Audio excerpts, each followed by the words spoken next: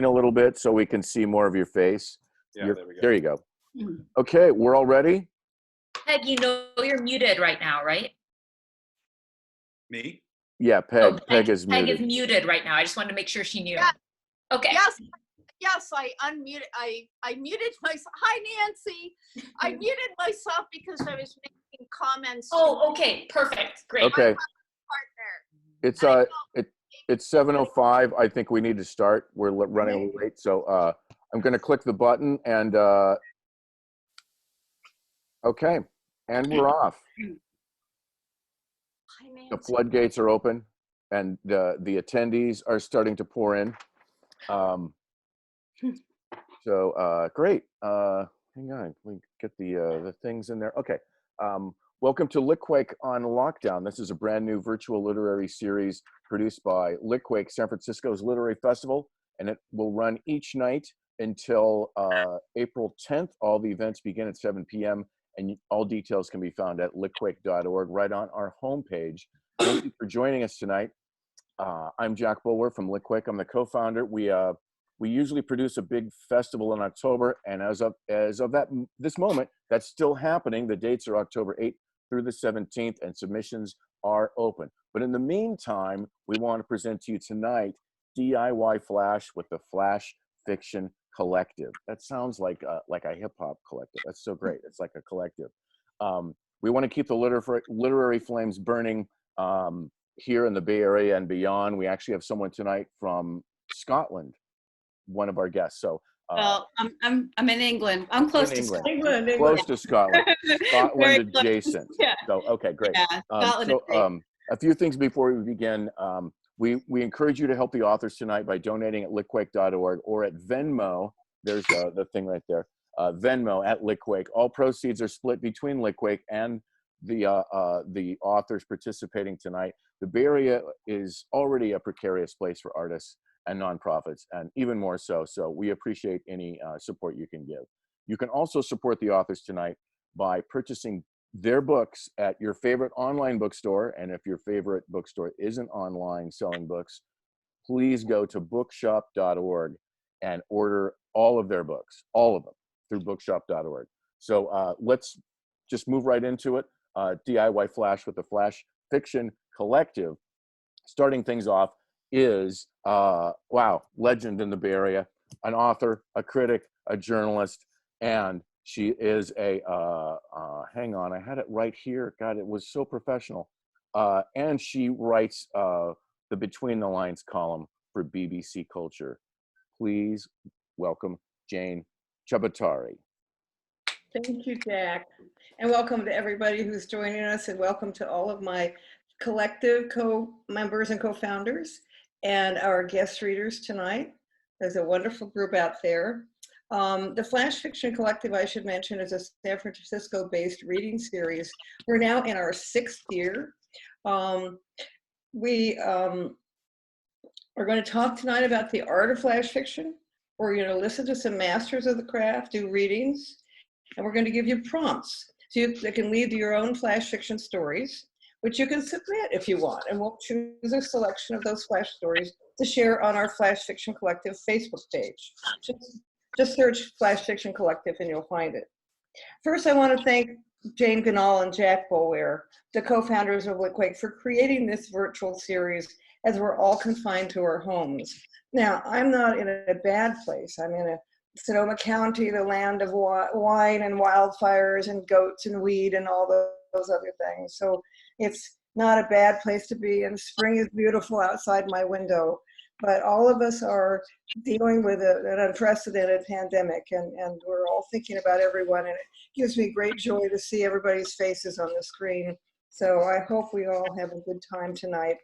I also want to thank my co-hosts, Meg Pogras, who's coming to us from Northumberland in the UK. She's the author of 5 Flash Fiction collections, 2 award-winning collections of microfiction, co-editor of the Best Microfiction 2020, and founding editor of New Flash Fiction Review. Meg, what time is it there? 10 after 3. Well, thank you especially for Yeah. staying up way I'm past insane. finishing. I'm freaking. Yes. Yeah. No, You get the prize for the Thank coming the farthest. it's Yeah. really wonderful to be back with you guys. I haven't performed with you or been with you or seen you for like 3.5, 4 years. So this is really cool. It's very cool. Yeah. Yeah. Kirsten is in San Francisco. Her second novel, Bury What We Cannot Take, was named the best book of the year by Entropy, Pop Sugar, and Book Club. She's an author of Soy Sauce for Beginners, an Amazon bestseller as well. Grant Faulkner, I can't see Grant on my screen, but I know he's there. He's in Berkeley. He's not in his family home, he's in his office where the tech is better, it's probably quieter. Grant is the executive director of National Novel Writing Month, NaNoWriMo to us. He's co-founder of 100 Word Story. He's published 2 books on writing, Pep Talks for Writers and Brave the Page, a teen writing guide, and a collection of 100 word stories, Fissures. And he co-edited Nothing Short of 100, which is an anthology of 100 word stories. Something else about the Flash Fiction Collective I wanted to mention. We've hosted hundreds of writers in our nearly 6 years, and we've done a lot of launches. My Very End of the Universe, 5 novellas in Flash. The Norton Flash Fiction International, that was a particularly special night for us. James Thomas, editor of that anthology, was in the house to tell us how he invented the term Flash Fiction during a lightning storm. We also launched Nothing Short of 100, New Micro, edited by Robert Scottolero and James Thomas, and did the Bay Area launch of Strange Attractors, edited by Edie Medvedev. So that's just a sense of what we've been doing. The first 3 years of the Flash Fiction Collective, we were based at in San Francisco's Mission District. The last several years, we've been at the Bindery with gratitude to the ever-creative Evan Karp. You can buy books at those places, they're online, and also bookshop.org. Ever since our first night, we've begun our readings with a simple question: what is Flash fiction? There are so many definitions. Stories under 100 words is sort of the beginning, but I'd like some of us to share our thoughts. I know, Grant, you had some thinking about confinement. Members of the collective, what is Flash fiction?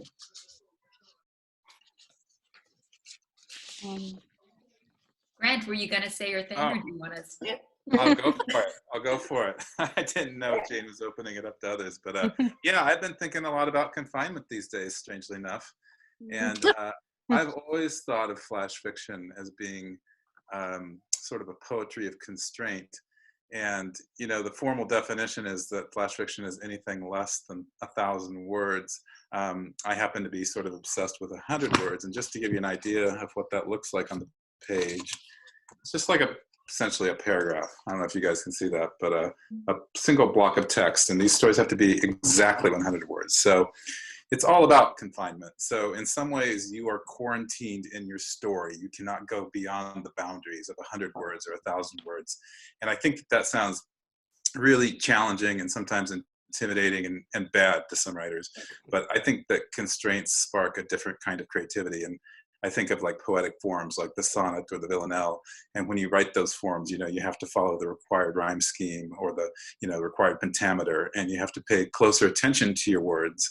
And I think it's within those rules and the pressure that the rules create that you find a different angle on your story, a different nuance. So you quarantined fiction as a good thing, maybe. Mm-hmm. I've been editing Best Microfiction, which is an anthology series with Derry Fink. And what I'm finding is on the editorial side of things, and after reading thousands of stories, you know, each year, I think what it is that it comes down to an individual writer being able to describe the way they see the world in a way that nobody else can see it.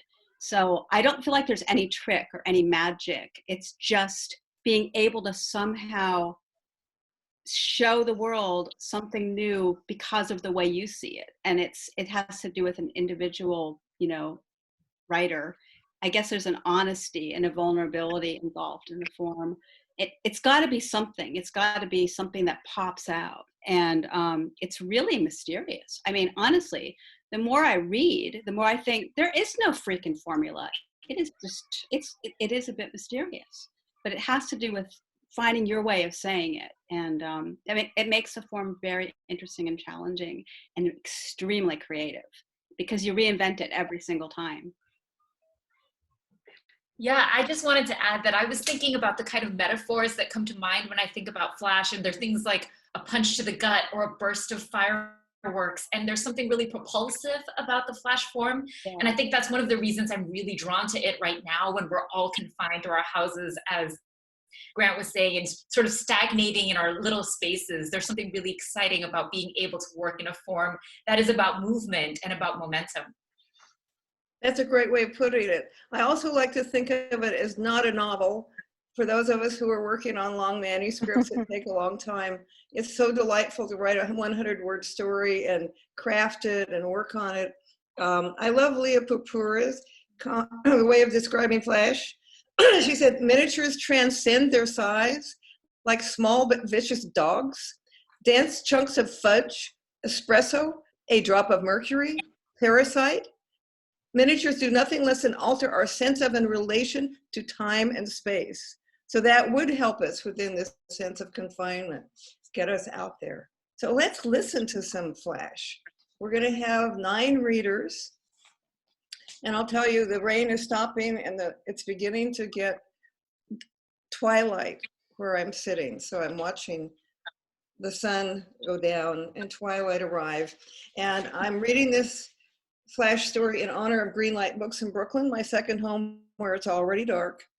And I'm reading also for all the other, with gratitude toward the other bookstores that are hosting virtual readings every week and struggling to stay alive. It's called Brooklyn After the Fall. It was published in a book on the table, which was the anthology commissioned for Independent Bookstore Day. And it was also in LitHub. Brooklyn After the Fall. The changes that came overnight were toxic to my system. The new leader made me feel I was being poisoned to the bone. Being near his tower made me faint. Time to go home to Brooklyn, I thought. I may be safer there. The first driver was from the Congo. He picked me up to take me over to the Brooklyn Bridge on the first day of the new regime. I was still in a state of disbelief and terror. The driver made no bones about his antipathy toward the new leader. What will I do? I asked. Ah, the driver said. He mentioned a longtime dictator of his homeland, the billions he had stashed in a Swiss bank account, the jewels, the airplanes, the trips abroad, the glorious costumes, the insidious corruption. Buck up, he said as he dropped me off at my sublet. At least we don't live in the Congo. The second driver was taking me to my doctor a week later for a checkup. If my toxin levels continued to rise, I would be a goner. He told me his family was from Yemen. That's where the servant class for Saudi Arabia came from, he said. His father immigrated 40 years ago. The driver was born in Brooklyn. My father was a farmer back in Yemen, he said. Eggplants, tomatoes, greens. Do you know what he did when he had a huge crop? What? He filled his truck with half the harvest and drove into the city and gave it all away. The driver pulled over to my stop. Why not share the abundance? That's how he thought. My doctor tells me that I'm susceptible to insomnia, panic, night terrors because of my impaired blinders and my heightened imagination, likely a result of an heirloom gene, a flaw dating back to my Celtic ancestors. My doctor prescribes beets and wheat juice grass to bolster my immunity. I follow her instructions. I do want to survive this time of imbalance. I also play with scale. If I watch on Twitter on my iPhone, I can reduce the size of the new leader to an inch or less. Beyond that, I'm in panic mode, blood pressure spiking. The third driver asks, "You're spending the evening in a bookstore?" He's looking at me in the rearview mirror. I nod. In Alexandria, he says, where I come from, once we had the oldest library in the world, more than 3 million books, all open to all the people, even the strangers. Millions of books in one location. At Greenlight, it was more like, what, thousands? And the place is full of passion and conversation. I love Alexandria, the driver continued. The life, the people. You see water from every place. We parked outside the entrance of Greenlight, and he showed me videos on his iPhone. How far away Alexandria seemed as we sat there. How far he had come. He showed me a digital image of a painting of the Great Library burning. Some say it was destroyed by fire, he said. It could have been budget cuts. Julius Caesar, the emperor from Rome, cut the money to the scholars. I could see my friends gathering inside, some on the stage to read from the books they had written, some in the folding chairs to listen. I stayed in the car a while longer, listening to stories about that great library, free for any scholar in the world, and how the Roman emperor brought it down. Here's to Greenlight and all the bookstores. And now, from Buffalo, New York, we have Kim Chinque. She's the author of the collections Oh Baby, Pretty, Pistol, Veer, Shot Girls, Wetsuit, the forthcoming collection Snow Dog, and the forthcoming novel in flashes, Battle Dress. She's a recipient of 2 Pushcart Prizes and serves as AWP's Northeast Regional Chair. Kim. Thank you.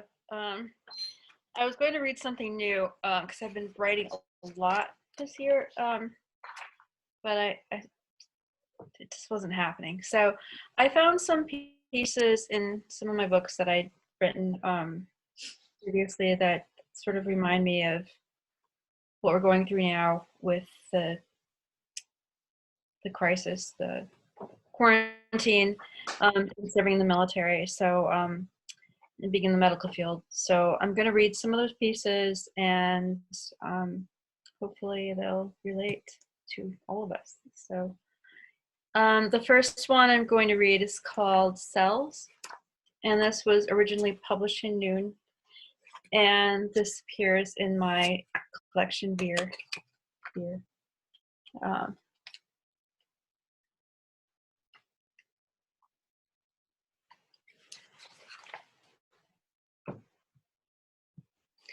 I was at the base's science fair. I was never good at science as a kid. Now I was 21 and wore camouflage and combat boots. I set up a table in the small gymnasium where I talked to kids about the elements of blood. I was a medical technician. The job the Air Force gave me since I'd gone in open general.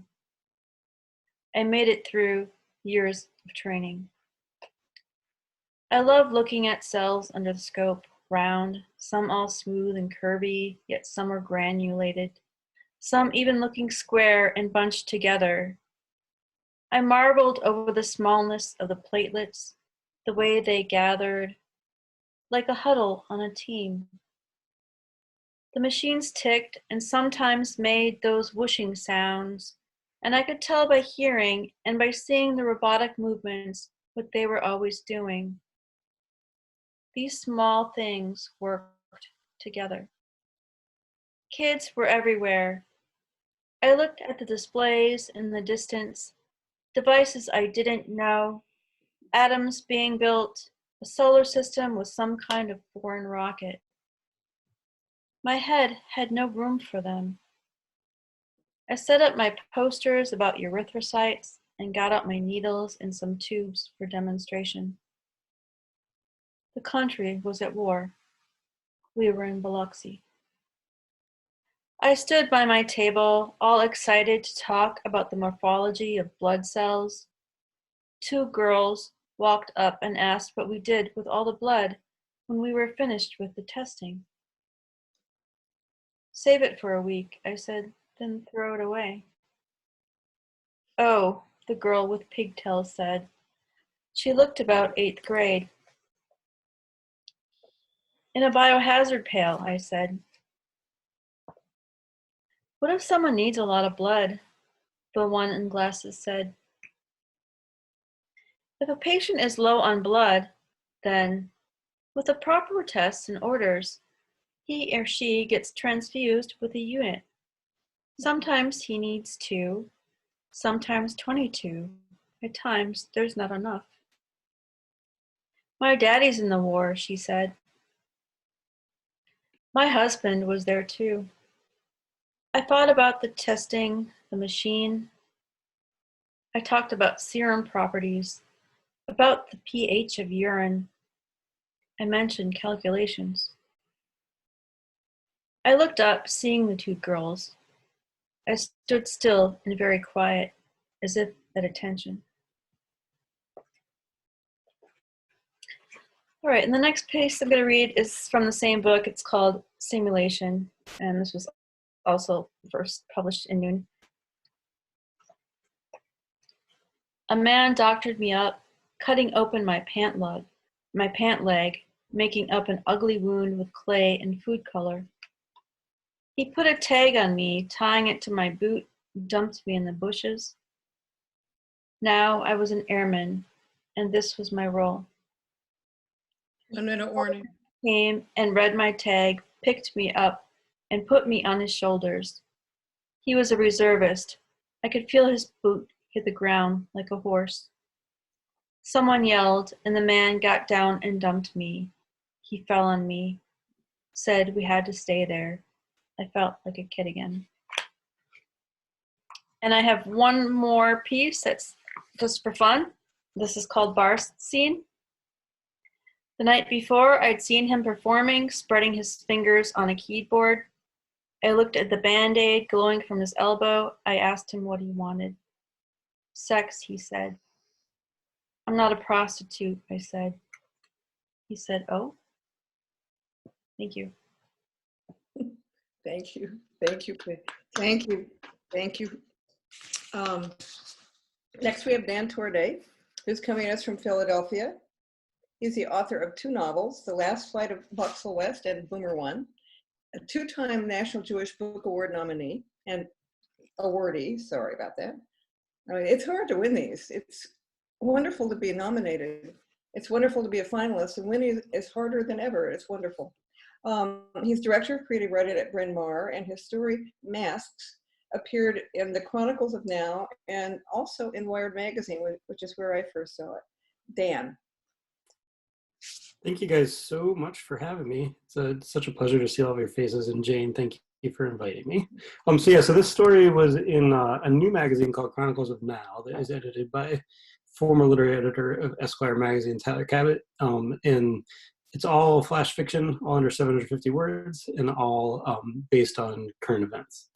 So Tyler asked 4 writers to write about COVID-19 stuff as it was first starting to get into our minds back in February. So I wrote this about a month and a half ago, and then it was on Wired. So I will just go. It's called Indivisible City. The city of masks does not begin as a city of masks.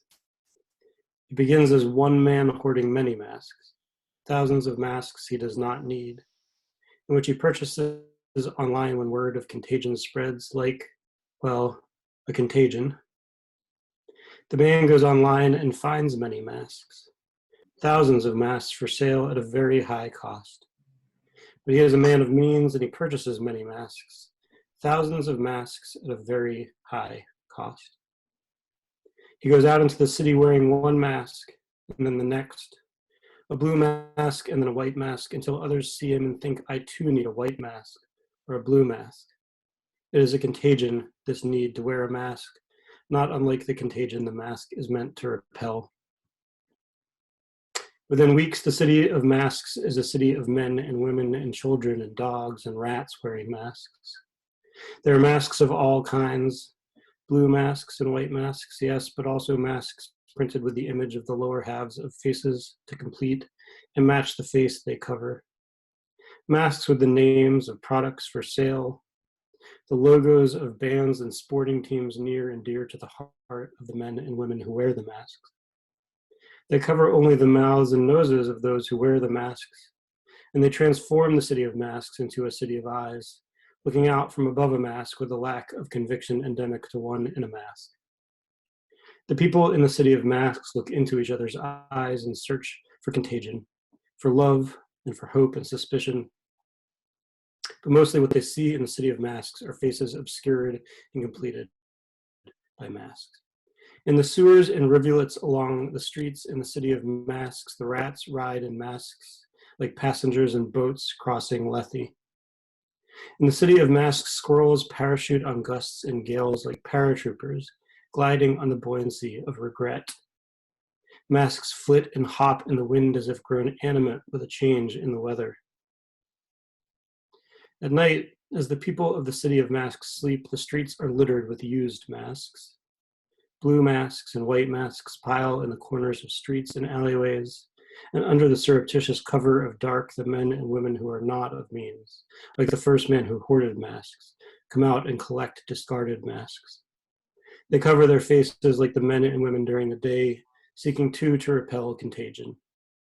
During the day, they bear the cost, and at night, they reap the benefit. The smell of the people of the city of masks in their noses, they feel protected, much as the people do in the day in the city of masks. At night, the night people in the city of masks clear the streets of masks so that in the morning the people in the city of masks will forget they have discarded their masks, forget they were masks of the day before. The people of the city of masks awake each morning as if there was not a previous day in which they wore their masks. At night, the people in the city of masks clean and refurbish the masks, sell them back to the people who sell the masks to the people of the city of masks during the day. In the mornings, the people of the city of masks don their masks and set out to complete their tasks. In the kiosks and pharmacies and bodegas of the city, they will buy their coffees regular and their bagels cream cheesed, with the confidence of the people in the city of masks who by day wear masks with the logos of their favorite sports teams and bands, while in the rivers and streams, the rats float by on their blue and white boats. The people of the city of masks look into the eyes of the people in masks on the streets, in the underground trains and the cars in the street, searching their eyes for love, for reassurance. And the water running through a culvert in the city of masks. The biggest rat jumps on the mask of a smaller rat he uses to keep afloat, and somehow, by some miracle, it totters but buoys them both. They're steadied, until from nowhere an opossum jumps atop them both, its tail slick pink like a mammalian snake, and water rising around them. They sink to the lowest point in the city of masks. That's that. Thank you. Thank you, Dan. Thank you, Dan. And now we have Meg Pogress, who will read next, and then introduce our guest reader, Nancy Aw. Meg. Thanks, Jane. I wrote this a while ago, but it's a story about virtual relationships, and it's in my new collection, The Dog Seated Next to Me, from Pelicanesis Press. And I think, this is a sort of a time when virtual relationships are pretty much everything. So I figured I should read it. It's called Hi, Hi, Hi. At first, they felt zippy and free, his bird night summer emails. One email would say just a few warm words, trail off, be gone, it seemed. And then, surprise! An hour later, 10 more emails, like bugs over water. And it was never one hi. It was hi, hi, hi. For months, she'd ignore the stabbing feeling of her recent divorce, would call the cat over to her desk. She liked the solidity of the large cat's moonlike presence while she read his words carefully, one at a time. His emails were funny, but also a bit sad. It was often an anecdote about his old limping dog or his wife's unfriendly new cat. Eventually, she asked him to describe what came next. Well, hey, I'll be alone at the river cottage next weekend by myself, maybe, so then, I don't know, I might actually talk on the phone, he wrote. Along with this email was a photo of himself in an undershirt sitting on a bed. So yeah, I'm muddling through these days, reading and drinking, he said, but life goes on, sigh. How are you? He wrote, and asked her for a topless photo before they spoke on the phone, if they actually did. It might be good for her self-esteem, he suggested. I'm not wonderful on the phone, just warning you, he said. Anyway, they'd have to settle for photos. One time he said it straight out, because it was all there was, at least for now. Photos can really perk things up here, he said. She didn't agree and felt that sending him some dumb-looking naked photos of herself wouldn't help. Because once he had sent her unasked for photos of himself wearing only a lopsided camping hat, the lower part of his body shadowy and strange. And once he sent her something she wanted too much and she thought about for days and then weeks, and probably a whole year about why it moved her. A very short video of him singing off key with his guitar, and how close she felt to his air, how close they would feel in one warm place on one scented night under purple stars, a deep ruby moon, because they could do that with her color adjuster. And she would pull off her shoes, and he would see how small and right her feet were for his true life, but only when it was dark. And she would slurp him up inside that warm lake. He would sigh, the water would be moving, and something might bite or sting.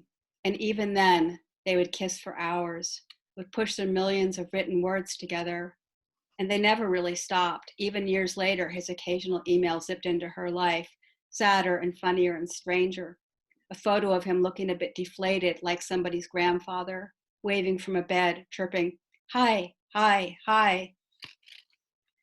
So I have one more story, and this is a little story about being trapped. It's called Spider. It's from the same collection. Spider. There's a spider in the bathroom, I tell him. It's 6 feet tall, I say. I wake him up and tell him to save me. I pee a few times a night, and I can't imagine slipping into the cold bathroom alone facing the spider head on. It's frigid here in Siberia. Outside, nothing can live for long. We humans and insects are all in the same boat, hoping for food, praying for love. Some people wander out and let the cold take care of their problems, let the cold win. Please take care of Mr. Creepy, I say. My husband goes into the bathroom in his bare feet, hands in the air. He stands there, letting the spider crawl right up his leg, right up to his face. His skin is warm. The spider's happy. His legs are so long, perfect runways. They used to make me feel safe. This cute little dot, my husband says. He says this to me about our spider problem. He calls it a dot. How would you feel if you were trapped in someone else's life, he says. Great, so I'm going to introduce our next guest, and that's Nancy Ah. Nancy Ah's Spider Love Songs and Other Stories was longlisted for the Penn Robert W. Bingham Prize for debut short story collection. Her flash fiction has won the Vestal Review's 2018 Vera Flash Fiction Prize, Rediver's 2018 Blur Genre Contest, and is included in Best Small Fiction's 2018 anthology. She teaches creative writing to biology majors at California State University Stanislaus and is co-founder of the Escapery, a writing and art collective. Welcome. Welcome. Weird, my hands are sweating, but like, I can't, it's all digital. Before I start, this is a picture of a Tibetan Mastiff, which is a dog. And it's so cute and fluffy. And that is the star of the story. And the story is inspired by a photographic essay titled "Japan's Prisons Are a Haven for Elderly Women. Lonely seniors are shoplifting in search of the community and stability of jail." And I thought this would be fitting for tonight, thinking about that push-pull feeling of isolation and wanting companionship and loneliness and all of that. It's called Walks Like a Lion. The Tibetan Mastiff, which is that fluffy dog. The Tibetan Mastiff, neck ringed in a wild rust mane, is not a lion, as the placard states. Still, the animal moves about his concrete enclosure, elegant toe step by toe step, a digit grade's regal stride in the underfunded petting zoo. In the dog lion's uncaged mind, he pads through alpine meadows, under junipers, wind ruffling his long fur. He stomps on rhododendron leaves and is not satisfied by the lackluster crunch. A Goliath amongst the Himalayan antelope, deer, and sheep of the kingdom, he strides with pride and kin, icy sun on their backs. Listen to their gentle breathing, the quietness of mud, a wild, better world. The 80-year-old grandmother visits the petting zoo for the first time with her granddaughter. The 6-year-old girl studies the placard she's too young to understand, touches the informational photo of one lion skeleton mounting another. Rain clatters the cage's corrugated tin roof. The girl runs her umbrella along the cage's bars, throws popcorn at the dog lion when her grandmother stops to speak to a security guard. She cries out to the animal, "For your hungry mouth!" A low winter sun throws long shadows into the cage, the dusk of cats. The girl reaches through the bars, and when the animal roars his approval, the girl cub roars in return. The dog lion longs to lick the child's feisty shadow. The grandmother tells the security guard about her time behind bars, about the solitary months before her imprisonment, wandering like a ghost in her neighborhood, not wanting to return home to care for her ill husband, about the thrill of stealing a frying pan from the market, how she felt just like the coins rattling excitedly in her pocket as she was gently handcuffed by an embarrassed policeman. Lonely, happy money. How when the policeman questioned her, he said that he understood. For this old woman, the next 4 years in prison, a haven. The grandmother squeezes the dog lion's bars, palms stick to the icy metal. She studies the loose hay and feces at the animal's feet, remembers her husband's incontinence, how the old man hid soiled underwear under their mattress, remembers the fateful day when her husband had tried to make the bed, how lifting their heavy mattress had triggered the stroke, remembers the sudden limpness of his arm, his sagging left eye, his downturned lip. The grandmother studies the bright, angry clown cartoon printed onto the child's popcorn bag. She thinks of the irritation etched on her son's face the day he picked her up from her final prison term. She calls out to the zoo guards retreating back, the answers she wished she had given her disapproving son. I am not crazy. I am not ashamed. I stole to find a new family. My fellow inmates, my people, everything.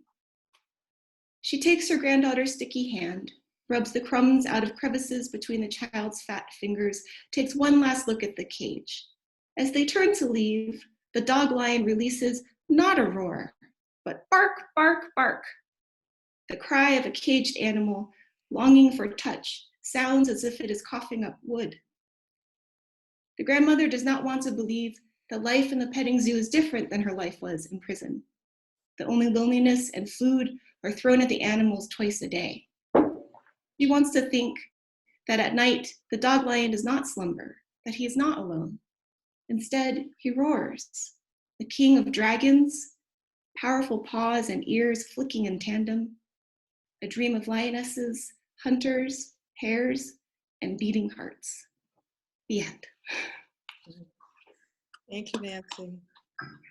Grant, we have Grant Faulkner next, and he'll introduce guest reader Peg Alfred Purcell. All right, my honor. I'm thinking this is the first time I've ever read on Zoom, so I'm very thankful to the shelter-in-place for giving me a new experience. I'm going to read 3 of these little stories, these little constrained stories, 100 words each. They're in my book, Fissures. They are each meant to be their own piece. They're not connected. But on the way over here, I was thinking how you can imagine them being about at least one character through them all to give them a through line. So one takes place in childhood, one in adolescence, and one maybe in somebody's mid-20s. So anyway, I started to think of them that way. This first one's called Shirley Temple.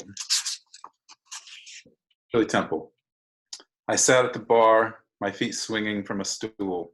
Jacksonville, 1972. The adults crowded into a circular booth in the corner. Men pinched women. Women squirmed in squirmy dresses. I smelled the chlorine on my hands as I listened to the cackles of laughter. My father told me I could have as many Shirley Temples as I wanted, but I drank slowly, counting to 50 before taking a single bird-like sip.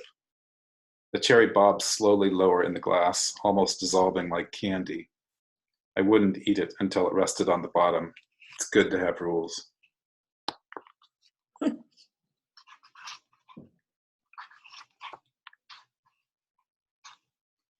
Now this one's called Skins.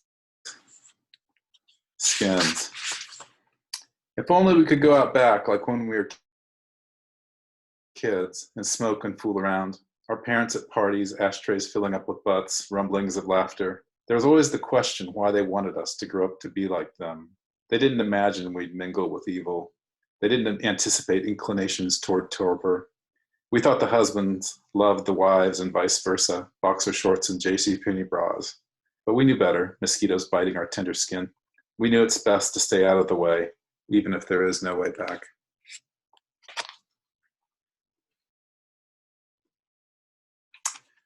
And then this last one, the toad. The toad, flattened by a car, its arms spread out a little like Jesus. The sun had baked it as crisp as a potato chip. Poor toad, Maria said, didn't know how to cross the road. Maybe he thought the car was a new friend, I said, rushing to greet him. Or he was puzzling how such a small thing in the distance could become so large, she said. We spent hours in such conversations.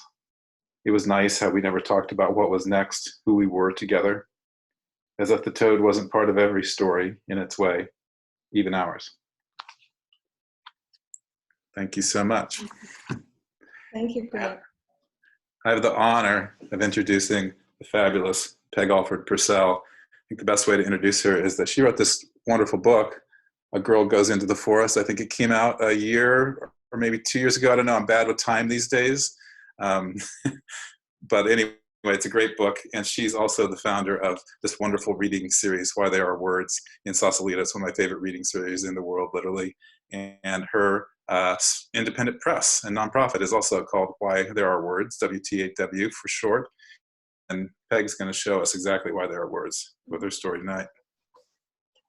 Oh, thank you so much, Grant. I'm really happy to be part of this collective tonight, part of this collective. And yeah, these stories have been so great so far. And I am going to read a piece from that story. It's called Under the Accumulating Sunlight. The cake is in the garden, atop the wrought iron table, waiting for a lover, an admirer, a friend, anyone other than the squirrel. Naughty, naughty squirrel who took a bite out of the woman's beautiful tomato, the first ripened fruit on the vine, a ruby red valentine in the sun. How disappointed that woman is going to be when she comes out of the house to water the tomato plant. The cake can feel the rosettes in its corners melting, not exactly in sorrow, but in affinity, perhaps. Under the accumulating sunlight, the cake's sweetness is turning. The squirrel has leapt to the roof, perches on the rain gutter and scolds, quieting only when the sugary scent carries to him on the breeze. The cake doesn't want this story of consciousness without agency. The squirrel, eyeing the pink frosting, just wants what it wants. Thank you. Lovely. Thank you, Peg. Kirsten Chen is reading next, and then she'll introduce Olga Zolberg. I'm going to read a news story that I wrote, that I finished actually before this pandemic, but happens to be about a woman stuck in her apartment, and it's called In Between. The child's whimper seeps through the wall in jagged staccato beats. I know, Cookie, I know, the mother says. Oh, Cookie, I know. The whimper crescendos to an ear-splitting howl. God damn it, says the father, pounding on our shared wall so hard. I jump back, dropping my toothbrush in the sink. God damn it, he says again softly. You have to, Cookie. You just have to. By my count, it's the 4th time this summer they've tried to potty train that kid. Since we moved back in May, I've met most of the people on our floor, 30-something techies with a lawyer or a doctor sprinkled in. And when they inevitably ask what I do, I answer vaguely, I'm in between things, or self-deprecatingly, I'm still trying to figure out what I'm good at, or just plain bewilderingly, what I've always wanted to do is deliver the mail. It seems so neat.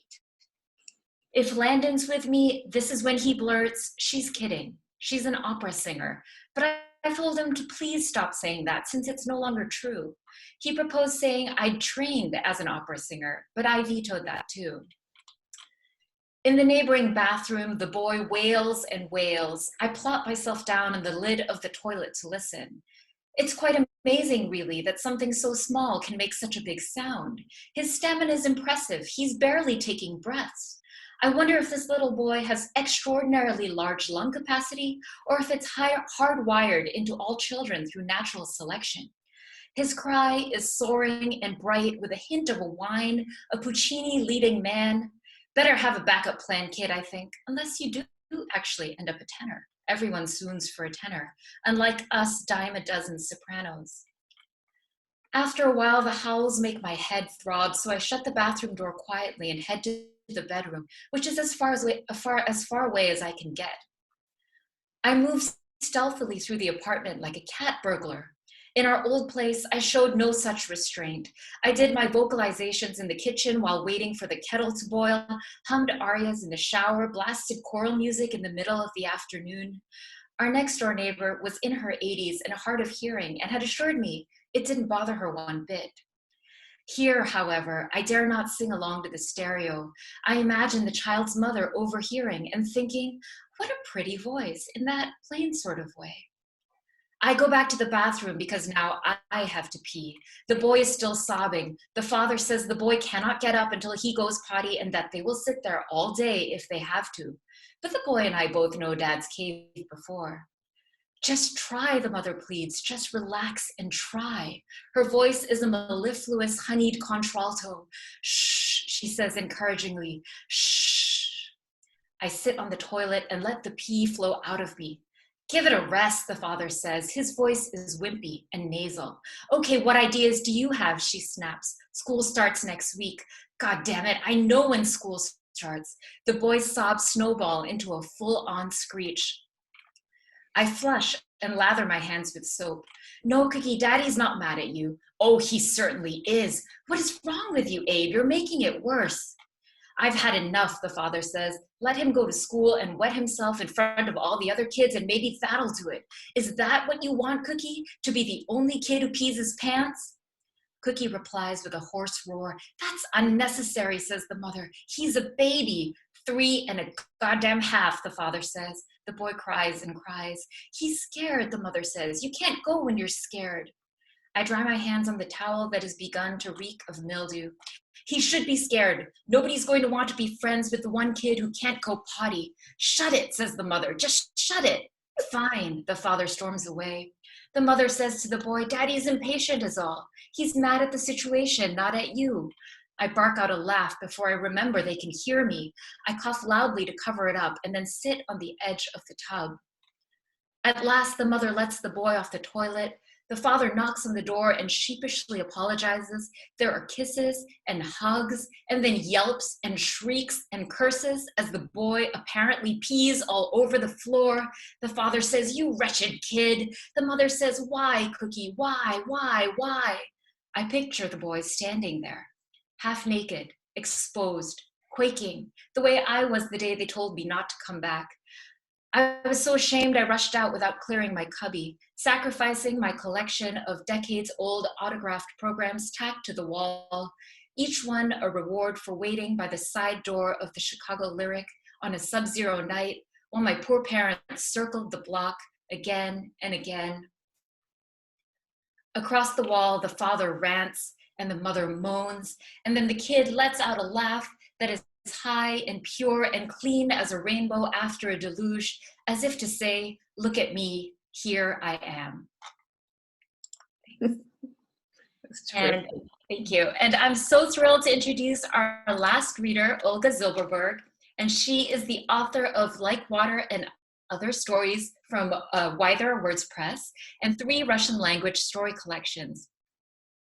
She's published fiction and essays in Electric Literature, Lit Hub, and Alaska Quarterly Review, and she co-edits Punctured Lines, a feminist blog about Russian literature, and co-hosts San Francisco Writers Workshop. Thank you. Thank you all for reading. This was wonderful. And thank you for having me a part of this. I'm so honored. The story is exactly 5 minutes long, and I'll jump right in. Perfect. Thank you. On the moving line. The news of my neighbor's suicide came in early March, just before the coronavirus quarantine. And though there was no reason to draw the connection, everyone did.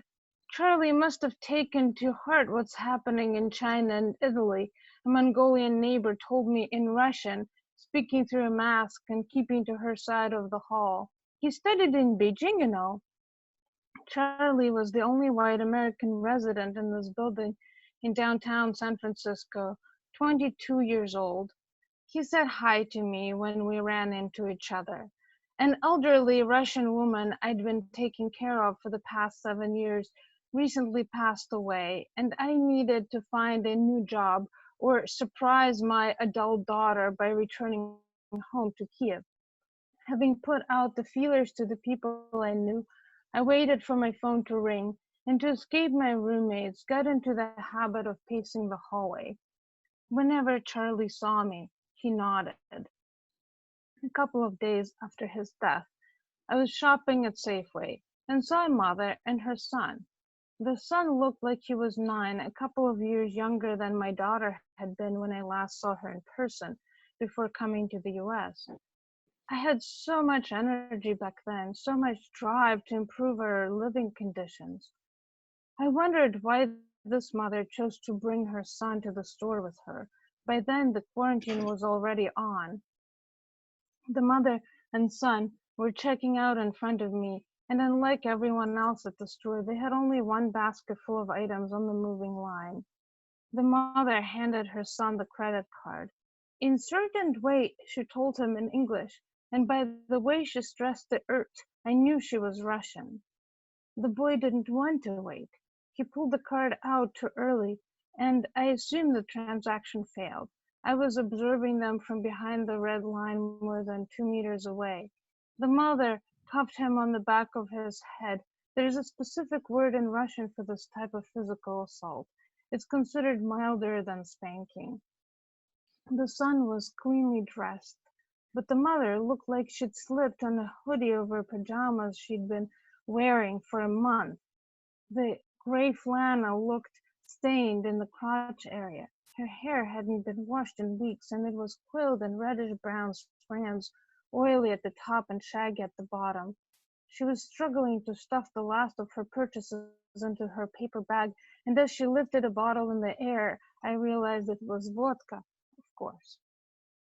I was buying milk, farina, apples, everything I might need for a week's worth of meals, and a bottle of gin. Leaving the store, I glimpsed the mother and son loitering in the cafe area. I felt relieved that the rules of quarantine removed from me the last shred of the obligation I might have felt to introduce myself to them. I knew there was no helping these people. I just wished I didn't know that they needed help. That night, I poured some gin into my mug for courage and called Alessia in Kiev. It was early in the morning, her time, and she wasn't happy to be woken up. "What are you doing, Mama? My kids aren't even up yet." "Would you like me to come home to you and the kids?" When it came down to it, I didn't have the heart to tell her I'd lost my client and my income. "What do you mean, come home? We're in quarantine. I don't even know if the planes are still flying." "They are. I've checked. Wouldn't I be of more help to you if I were closer?" "You're not going to throw away your immigration status and your job for a moment of sentimentality, are you? We need the money. Stay put." She hung up the phone, leaving me to cry into my mug. I thought about my neighbor, Charlie, and what his parents must be going through, not being able to see him ever again. At least I could still call my daughter. Going home would have meant taking care of Alessia's little kids, 5 and 1, and as much as I wanted to hold their little bodies against my chest, I didn't think I had enough energy to run after them. My daughter was right. Things were better to stay as they were. Quarantine wasn't going to last forever, and a new job was bound to turn up. Old people needed care. I drank a toast to that. Thank you so much, Olga. Grant is going to moderate our prompt session, but if you don't mind, Grant, can we say, I think Olga has a prompt to offer. Oh, great. Yeah, Olga. Go for it, Olga. Yeah. Oh, my prompt was Zoom related. I was thinking about like, who is the last person you would want to talk on Zoom? That sounds like a story. That's a beautiful prompt. That's a good one. Yeah. Okay. I love a whole collection based on that. So, you know what, Jane? Before I start, how are we going to collect stories from people to post on the Facebook site? Do we have an email address? What should we do? We could invite them to post on the Flash Fiction Collective Facebook page. I could look through, and if any of them are 100 pages, I'll guarantee they'll put them in the queue for 100 word story. But otherwise, I guess I don't know how else. Send us a message with the story. Send us a message. There you go. Send us a message with the story, and we'll be sure to look at all of them. Kirsten knows all about this fancy technology called Facebook. I've got a pencil here, and it says there's a novel. There's a novel inside this pencil, which means there's about 50 pieces of flash fiction at the very least. And we're going to provide you some prompts to help you write, because we're going to be inside for a long, long time. So maybe write a flash a day. And I was thinking about our need for escape and expanse as opposed to confinement. And I remember this Charles Simic quote. He said about the writer Franz Wright, that Franz Wright essentially wanted to write an epic on the inside cover of a matchbook. So, very condensed narrative. So that's the challenge. When I was in grad school, one of my professors, it was one of my favorite writing exercises, he had us write a novel on a single page. And I have way too many novel ideas. I'm just realizing I'm not going to get to any of them, or not many of them. Hope I get to some. But I'm going to start actually doing that for some of these novels that I'm convinced I'll never end up writing. I'm going to try to write them on a single page, or at least be, in less than 1,000 words. So that's my prompt for people, is to write an epic under 1,000 words. Cool. And 100 words if you can. Anybody else got one? I have some that I use a lot in my classroom. Kind of standard, and they always produce some really interesting things. Write about a stranger in a character's kitchen. Write about a character in costume. And I also put out prompt words every day for my writing group, and I use 5 random words and then a random sentence, and it just seeing what be just random. I mean, I think that's what exercises and prompts do. If you put out something random, it produces like these great imaginative creative stories. So write about a stranger in your kitchen. It can be a mouse, it can be another person, it can be a ghost. Like, just seeing kitchens are weird. Kitchens are about creativity and nurturing. So to put another character in a place that's familiar with certain characters, I think is a really fun way to go. So that's what I have to offer. So that's great. Love it, Kim. So let's hear another one. We got a couple more minutes. Daniel. I really like formal constraints. Like, I've never been a big fan of like, I want my students a lot. I want for myself to be able to pick my subject matter. But my mentor, when I was in grad school, George Saunders, had like a lot of really good formal exercises. And his best exercise, I don't know that it always creates the best story, but it taught me more about language than anything I've ever done, which is to write a exactly 200-word story that contains only 50 unique words. So once you've reached 50 words, you have to repeat those words in order to get to the 200. Ah, wow. It's a little Love bit of a that. crossword puzzle, but it opens up a kind of recursivity that I think Yeah, you learn a lot from. you're taking my creativity happens best with constraints to another level there. Yeah, that one is more of a foot binding. Yeah. Love that. I have one. Yeah, Meg, you're famous for yours. You got to live up to your fame now. Great. It's to use words from this COVID-19 situation like mask, isolation, sanitizer, and write a story that has nothing to do with COVID-19 or isolation. Just to use those words, but nothing to do with it. Oh, good. And then C, for bonus points, see if you can add a messy animal, an internet relationship, and a stain.